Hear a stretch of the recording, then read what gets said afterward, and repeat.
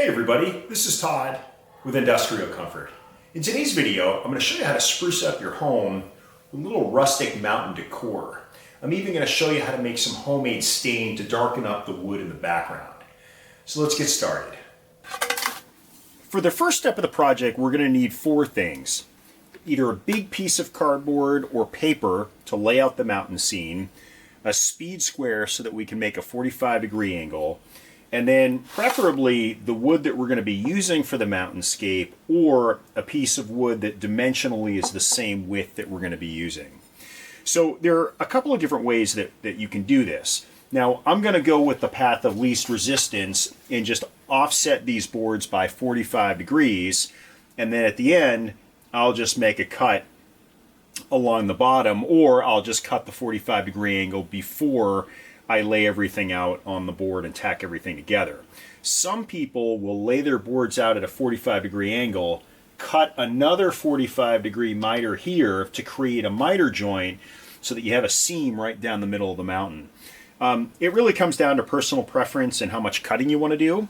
So I'm going to go the easy route, and I'm going to start by laying the boards out, and I'm not really going in any particular order. I'm just going to kind of do this randomly, and I'm going to use a pen now to trace the boards. I'll probably go about 6 wide, and then I can use the line from the previous mountain as a reference for the next.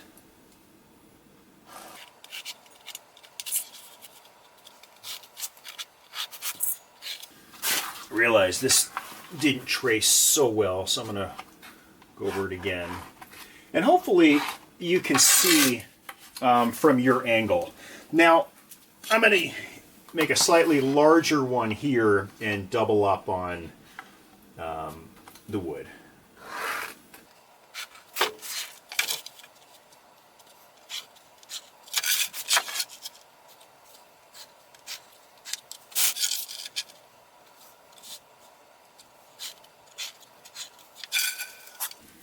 Okay, now for the mountains that are going to be in the back, I'm now going to rotate, or I'm going to swap the direction of the board so that they go this way, and I'll create the mountain range in the back. And again, just remember to flip your speed square over so you get the appropriate angle.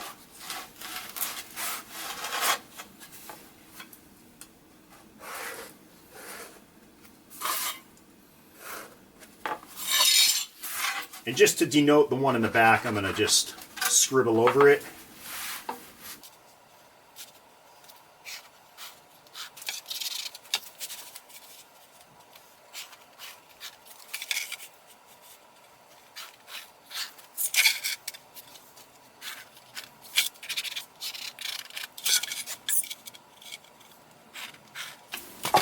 Now, after you've made your first cut, now this piece will fit here. You can then use the miter from the previous cut, line it up, and then mark where that intersection is.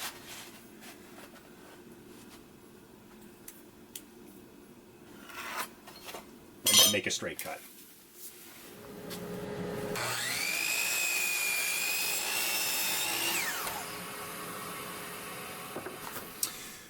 With the first row of mountains now cut and laid out, I'm going to slide everything down and replace everything so that we're essentially flipping everything over on the back side.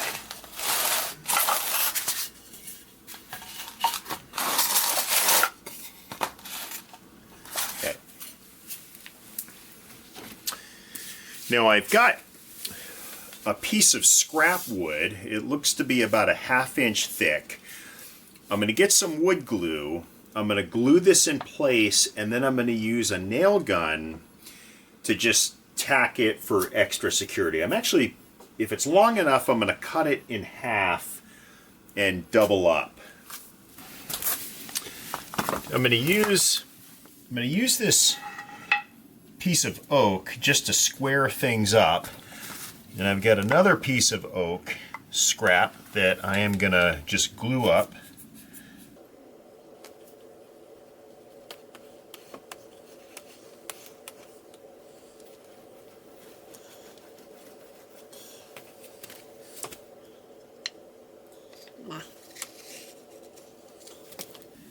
Make sure everything is lined up. And I'm going to tack it in place.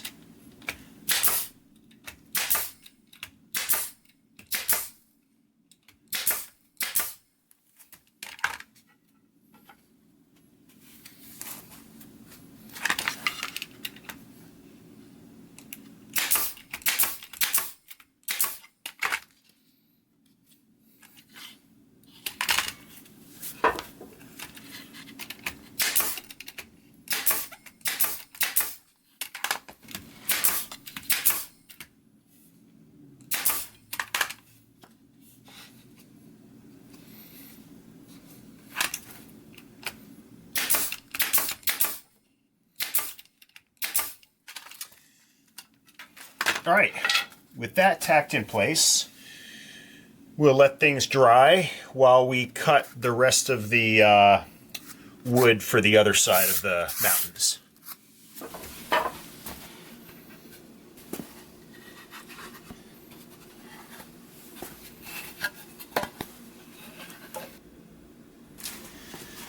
Okay, the rear mountains are now sort of laid out, and I've got the front mountains.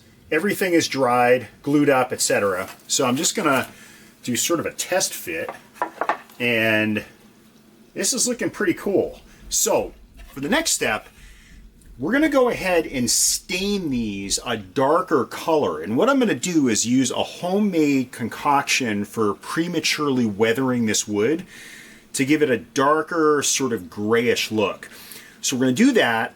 And then what I'm going to do is flip all of these over and we'll mount them to the back. And I'll probably put some spacer wood in here just to give these boards something to hold on to. So let's make up that homemade stain. I'm going to show you a really easy and a very cheap way to artificially weather your wood. Now there are a couple of different techniques to do this. All I'm going to use is some household vinegar and some steel wool. The only other thing you're going to need is a jar to hold it in.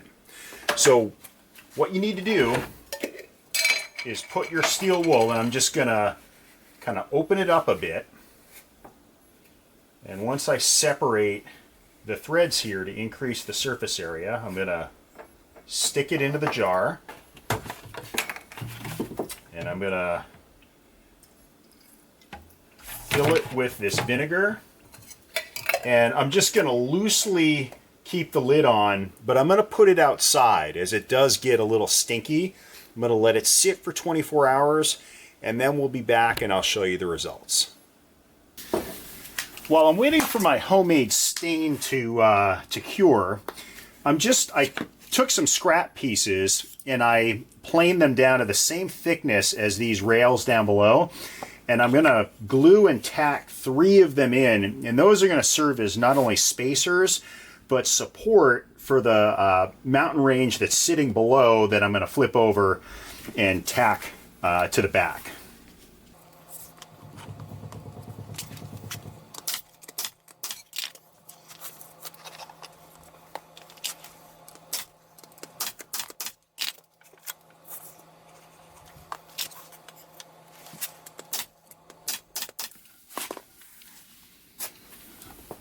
So the steel wool and the vinegar have taken a few days to create some nice acetic acid in here.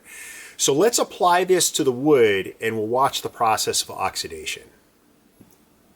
Now some people will tend to strain out the steel wool in this vinegar. I'm just going to dip my brush in and apply it as is.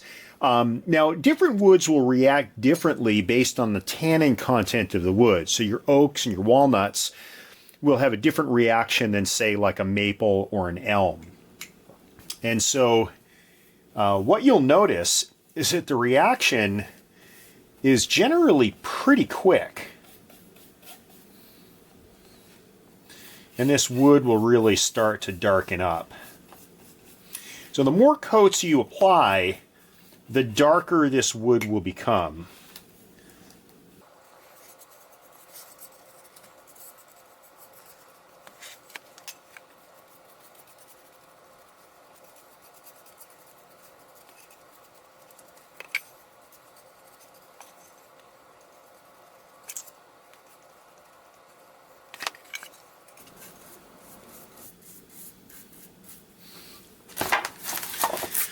Just for comparison's sake, look at how much this is darkened just in the few minutes that I've taken to coat these boards. So the boards that we're going to use for the mountains at the back I think came out really well. Now, for the mountains in the front, one of the things that you'll notice is that I tacked in these sort of buffer boards because I wanted to create some depth between the mountain ranges, but I also wanted to make sure that we had something to affix these front mountains to. Now, when I'm all done tacking the back mountains to the front mountains, I'm going to want to trim either side of the range.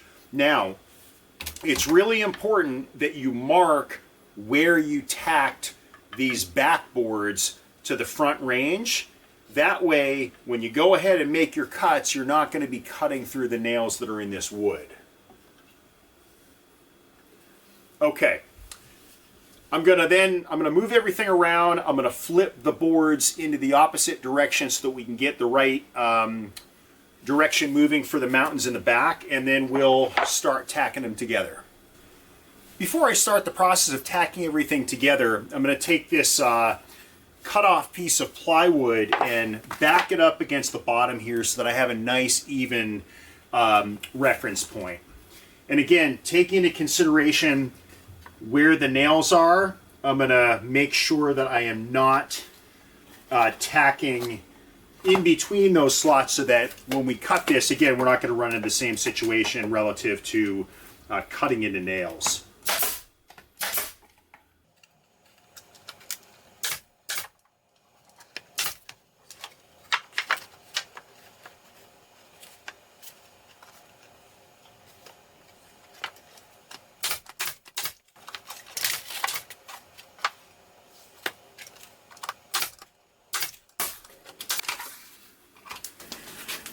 All right, so here's a first look at the mountain range before I make the cuts on the ends. I'm now going to simply flip it over, put it up on the miter saw here, and trim each end.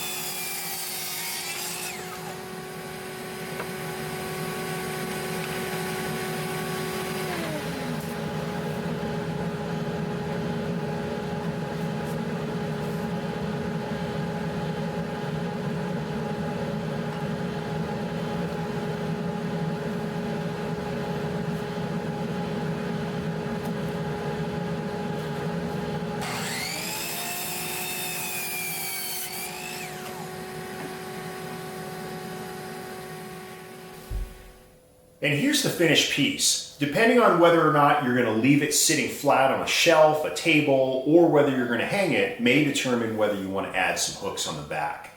If you found this project helpful, please give me a thumbs up and subscribe. Thanks for watching.